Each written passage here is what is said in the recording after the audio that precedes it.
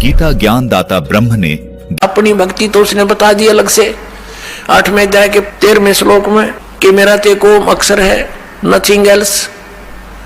इसकी भक्ति करने से ब्रह्मलोक प्राप्ति होगी, वो परम गति है। वहां जाने के बाद भी फिर वापस आना होगा। ब्रह्मलोक में गए हुए प्राणी भी वापस आते हैं। और गीता ज्ञानदाता दूसरे अध्याय के 12वें श्लोक में और चौथे अध्याय के 5वें श्लोक में और 9वें श्लोक में 10वें अध्याय के दूसरे श्लोक में गीता जी में कहता है कि अर्जुन, तेरे और मेरे बहुत जन्म हो चुके हैं, तू नहीं जानता, मैं जानता हूं।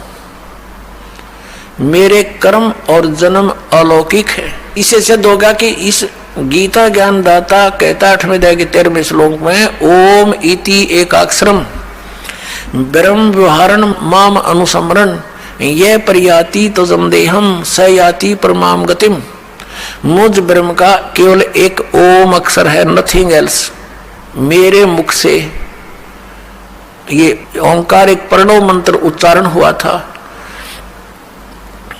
और ये एक अक्षर हो गया इन ए उ में बिंदु नाद से मिलकर इन 5 अवयों से एकीभूत होकर के ये एक अक्षर हो गया, ओम अक्षर हो गया।